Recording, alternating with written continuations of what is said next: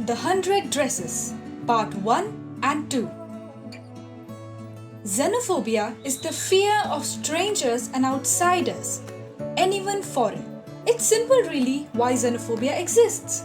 We think of the world and people of the world in terms of groups. This is my group.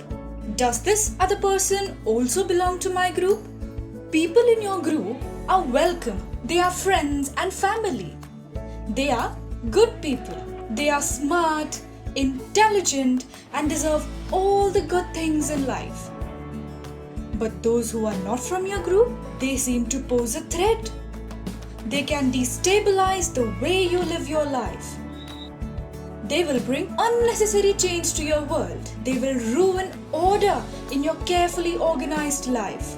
Because they come from the unknown, we don't know who they are and what they do and what they eat and what they feel. For all you know, they can be monsters and hence they must be bad. They must be horrible. They must be excluded. And hence you see, the roots of xenophobia comes from a phenomena called othering. The other is stripped of all humanity. They don't deserve respect. They don't deserve anything good. And if you catch them lying, aha! You have been saying these people are the scum of the earth. How does this apply to the lesson or to the world at large? Glad you asked. Before we begin, let me tell you a little bit about Polish immigration to United States of America. Poland is a country in Europe, and that country has seen its fair share of turbulence, war and extreme poverty. Polish people left Poland en masse in 3 waves.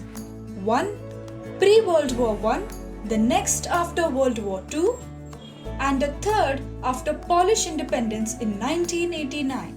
Most immigrants were Polish peasants who did not own land and lacked means to even the most basic needs like food and shelter. Their reason to come to America was simple. It was seen as the land of opportunity, a place where they could earn enough to finally own a land someday, either in the US or Poland. If you think this scenario is something you have heard of, something you are familiar, you are right. Syria, Yemen, even situation in Ukraine as we speak, all are examples of how situation forces people to move out of their homeland in search of better opportunities, in search of a better life. But what happens when immigrants land up on foreign shores? You have heard all about it. You have heard of the hate crimes committed on Asians in the Western world. You have heard of the rampant racist incidences Indians faced in Australia. People do not accept the other very easily. Case in point, look up what happened to Rohingya refugees who sought asylum in India. Immigrants are often mocked, laughed at, and in general at the receiving end of hate and indifference. Why? Because they are seen as threats. They are seen as people who endanger a way of life. The result is that these people who are poor and need help end up finding themselves as the victims of bullying. Wanda Petronsky faces such bullying while she is in school. While we are introduced to the other 2 main characters of the story, Peggy and Maddie, we see what's really happening.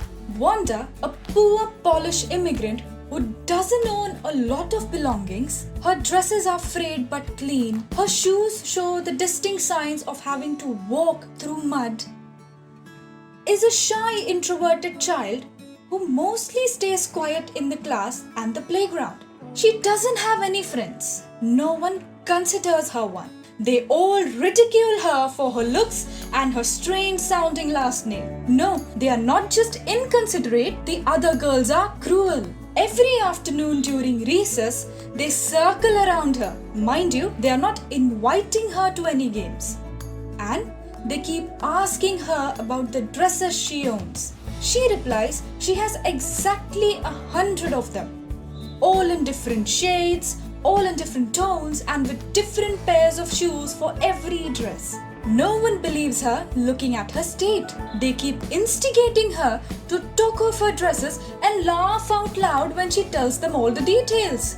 Notice here, she is the brunt of all jokes. Their laughter comes at the expense of her dignity and her dreams.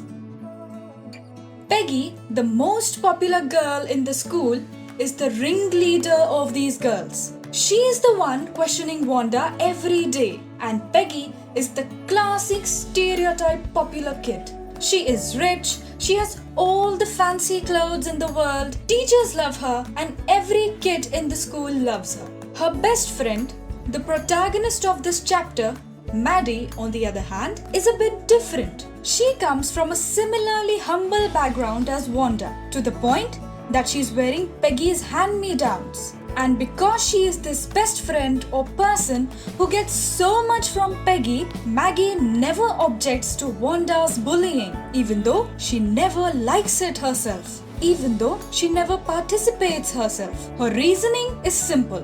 What if she stands up to Peggy and Peggy in turn then starts making fun of Maddie? What would happen then? No, such a thought is too much of a disaster for her to think of, which is why she lets the status quo remain.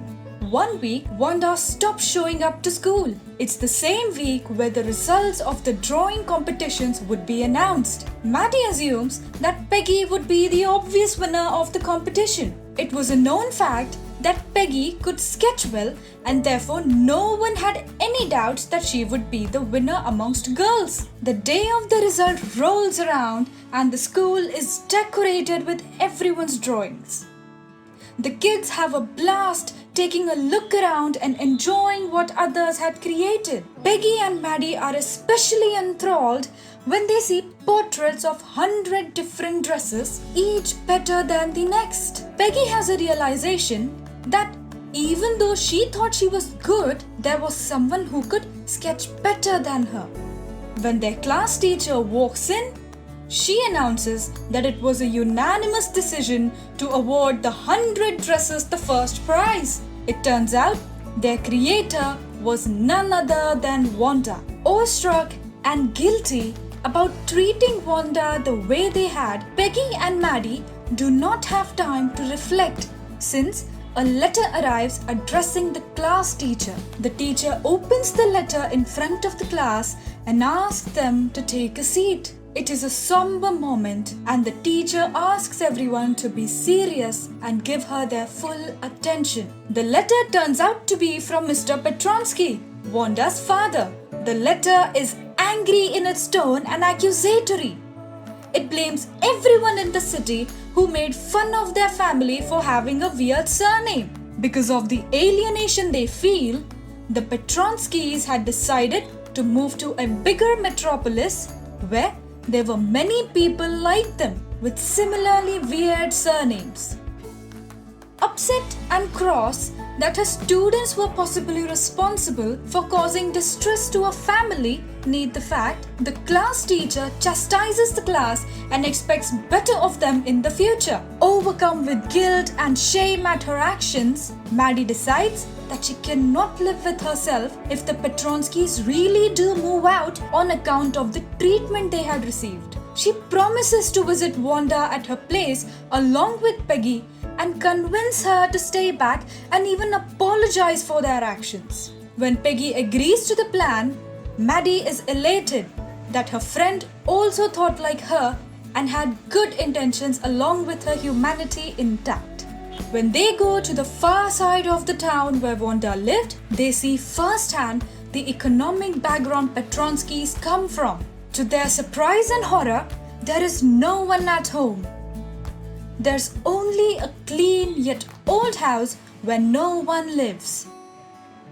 Maddie gets anxious when she goes to sleep that night. She has difficulty falling asleep because she keeps playing the events that happened over and over in her head. She introspects and realizes that she has been a coward.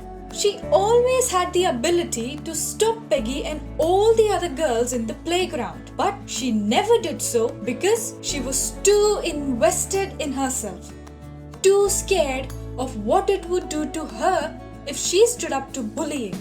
But now, on reflection, she realizes that it does not matter what she would lose. It would matter to her whether she stopped any wrongdoing happening in front of her. She decided then, no matter what the consequence, she would stand up for people who did not have their own voice and would make sure that they are not bullied. To that extent, she even dreams of the past, retroactively seeing herself asking all other girls to bugger off as they try to pester Wanda. In order to assuage their guilty conscience, Peggy and Maddie decide to write a letter to Wanda asking her about her whereabouts and apologizing to her.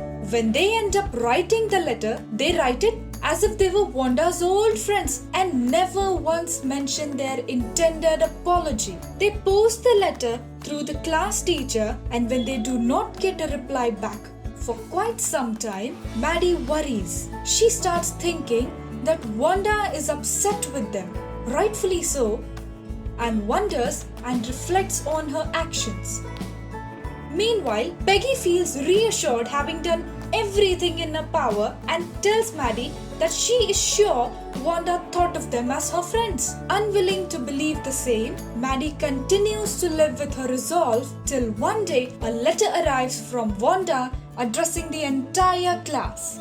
The class teacher once again seats the class down and reads them the letter from Wanda.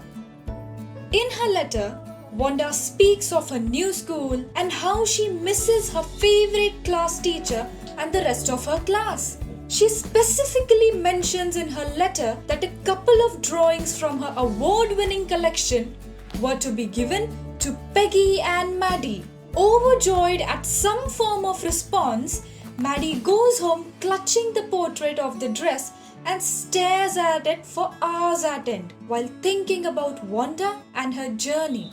She then notices a tiny detail in the drawing which reveals that Wanda had sketched the drawings with Peggy and Maddie in her mind. They were always the intended recipients of the drawing. With tears in her eyes, Maddie runs to Peggy's house and shows her the details. Peggy exclaims at realizing the same and tells Maddie how she has always been right. Wanda did consider them as friends and that everything was okay. A major theme in the chapter is that of isolation, poverty, bullying, and how all of it is deeply connected to the notions of power in our interactions with each other. Maddie is the conscience of this entire chapter. She embodies you and I in this story. Sure, who hasn't partaken in a fun ribbing? Who hasn't cracked jokes at someone else's expense? And more importantly, who hasn't shut up and let all of it continue despite knowing how wrong it is because we worry, what if they target me for speaking out? But does self-preservation come at the cost of others' dignity? Especially when we talk of poverty, of people coming and living with us from foreign, war-torn lands. Should we be feeling better about ourselves by beating up on them? The 100 Dresses Part 1 and 2 are of course all about these questions, but also so much more.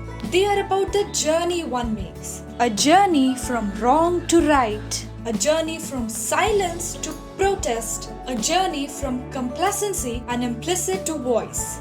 I'd like to end on a question though. There are times when one has to choose between that which is right and that which is comfortable.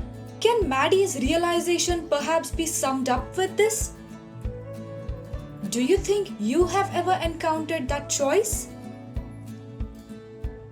If yes, on both counts, what's your justification?